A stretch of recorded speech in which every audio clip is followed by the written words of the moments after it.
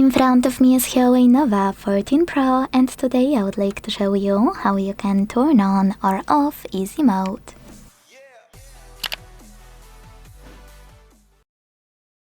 All you need to do is go into settings and scroll all the way down to hit system and updates. Over here you can click on simple mode right away and hit enable to switch it on.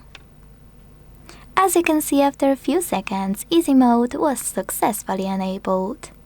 To go back to the standard one, go into settings, hit exit simple mode at the bottom in the middle, and wait.